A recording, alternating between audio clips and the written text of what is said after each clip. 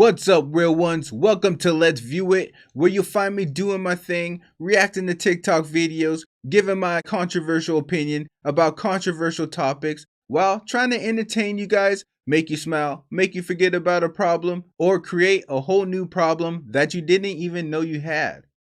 I'm just joking, but maybe. And speaking of maybe if you enjoy this video, then maybe you can subscribe afterwards and help support my channel. Let's View It, where I'm the host, where I'm the producer, where I'm the director, and yes, I'm even the costume designer. And if any of this was actually scripted, I would be the writer. But to be honest with you guys, I think that's way too many responsibilities and way too many hats for me to wear. So instead, I'm just gonna say random stuff while the camera's recording and see how that goes. So now, on to the next video, on to the next topic, which means on to the next crazy thought that I have. And one thing that I believe about this world and about this country is that they give us the perception of freedom so that they always keep us under control. Now you might be going, what are you talking about? And I'll tell you in a minute. But first I want to show you guys a clip from a rapper named Dax that does a really good job of kind of explaining what I'm talking about. So you already know, let's view it. I have a question. Who made the universal decision that we should eat lunch at 12? Who decided that it should take 4 years apiece to finish high school and college? Who made the decision that a minute should be 60 seconds and an hour should be 60 minutes? These are all questions I've been asking myself recently. And I've come to realize that while time itself was created by God, its perception was created by humanity and materialized by these clocks we've put on the wall. You see, there's nowhere in this world you can go and not find a clock. And that's because we as society put them there to remind you. You see, society says you should brush your teeth for 2 minutes. Society says you should sleep for 8 hours. Society says you should be done school by 22, have a career by 25, a family by 30, be successful by 40, and retire by 60. You see, we've created this one-size-fits-all timeline for life, thinking we can all wear the same clothes. And when we personally realize that they don't fit, we blame it on ourselves, acting like we've gained weight. Stop letting society's clock dictate when you show up. My time is different from your time.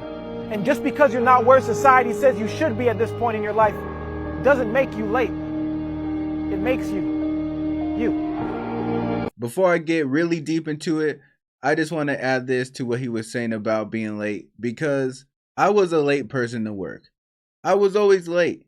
Not really late, 5-10 minutes late, but it was pretty constant. I was always late. But the reason why I'm telling you guys this is because sometimes when I was late, they would look at the clock and then ask me, what time are you supposed to be here? And I would respond the same every time. I would say, I guess right now, right? Because if that's the time I showed up, it obviously was the time I was supposed to be there. Not according to the work schedule, but according to reality and according to God. That was when I showed up.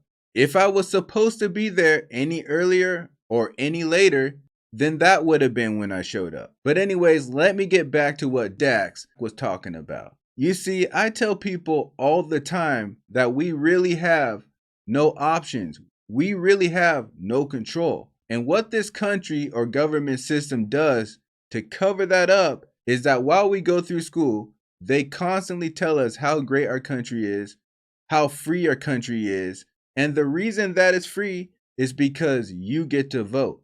Now, let me say right here that I am not political, not even close. As far as I know, I'm not even registered to vote. I don't even care to be registered to vote. I literally do not participate in politics because I don't believe in them. I don't believe in them, and I literally believe it was created to be divisive. That's it.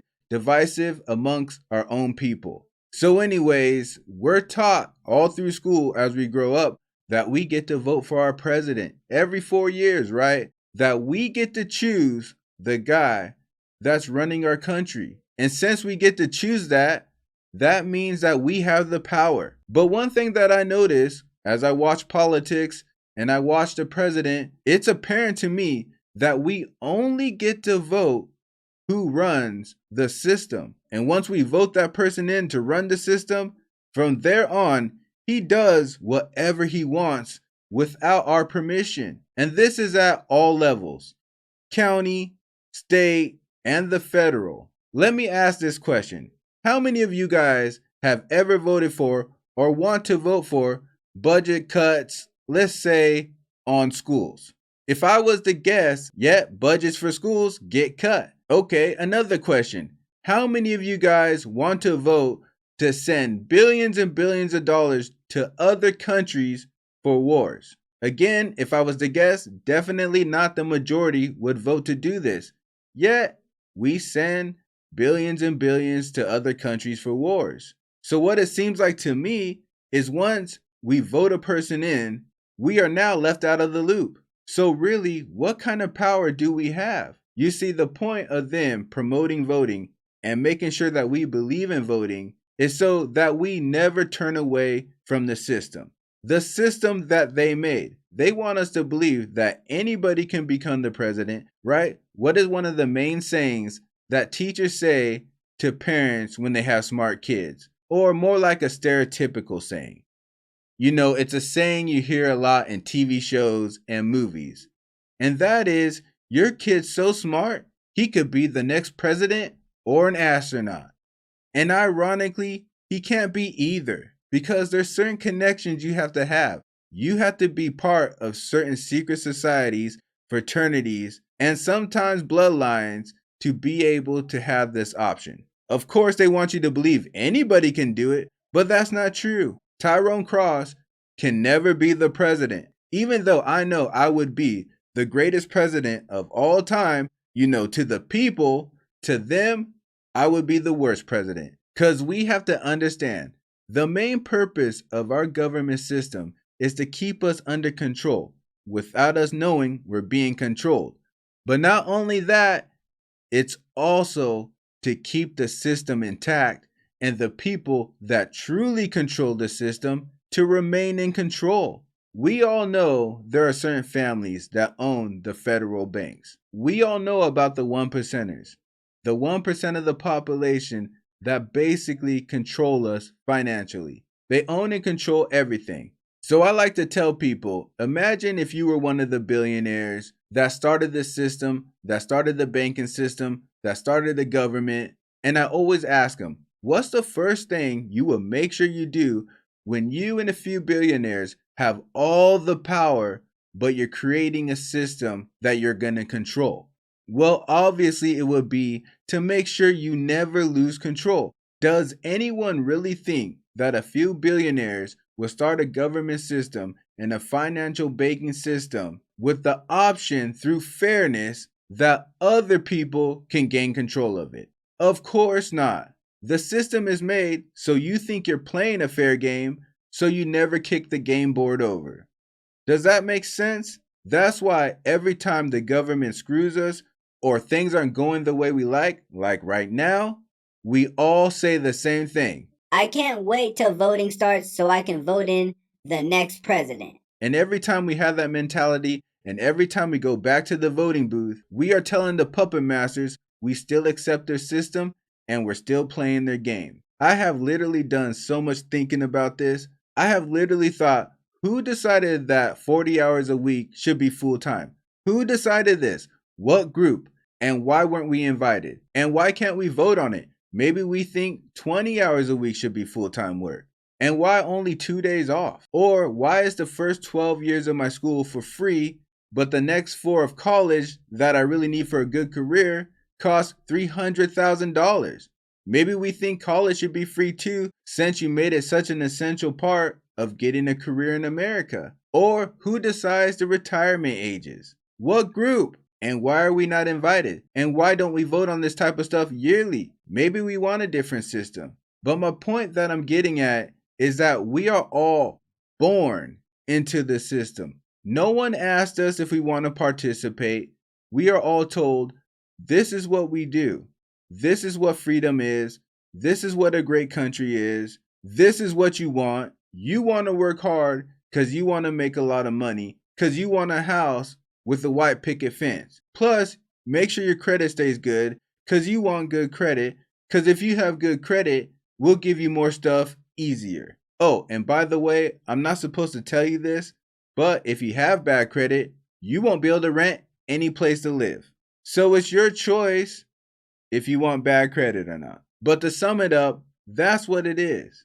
We are forced into a system, brainwashed through a system to make sure we follow the system. Because when we follow the system, that means we're following them. That's also why they want us so patriotic. Because if you're patriotic, not only will you follow the system, you will fight for the system. Which is even better, because that means you're fighting for them. And just one more real quick example to prove this government isn't really about helping their people. They're about helping themselves. How many of us have about a $500 or $1,000 credit card debt? Or at least had one at some point? Probably just about everyone, right? Now, how many of you have the government said, you know what, never mind, you don't have to pay it back? Probably none of you, right? Now check this. Whether or not you pay back $500 or $1,000 means absolutely nothing to the bank. They don't even notice that it's gone. If you pay it, they wouldn't even notice that you paid it, except for the computers telling them that you paid it.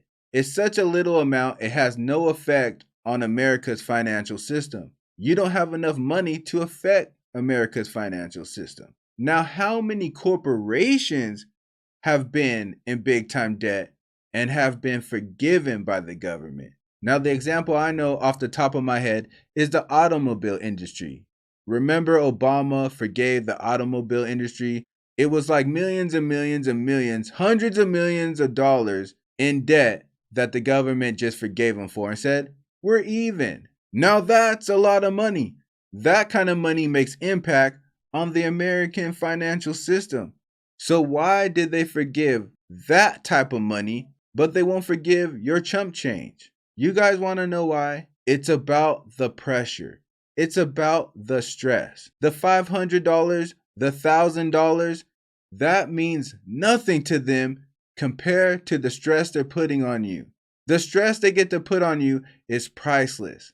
That stress on you to pay that $500, that $1,000, or even a number 10 at McDonald's is what's going to keep you working till the day you die. So that stress is absolutely essential to them. They do not want Americans to feel relaxed, to feel at ease, to feel safe. They actually want the exact opposite while trying to pretend that's what they're trying to achieve for us. And as long as that's what we think, as a majority, we will never turn against their system and we will always participate in their system. Or in other words, we will never turn against them and we will always follow their lead. But I think that's enough for now. So now that you know the way I perceive our government system and society, all I need you guys to do is comment below. Tell me what you think. Do you think like I think? Or do you think this country's doing its best to make sure we're all healthy, safe, and happy, and hopefully we can all get rich one day? But while you're telling me your thoughts, I'm also going to need you to hit that bell like the hunchback. Also click that hit checker button and subscribe with me. And I'll see you on the next trip.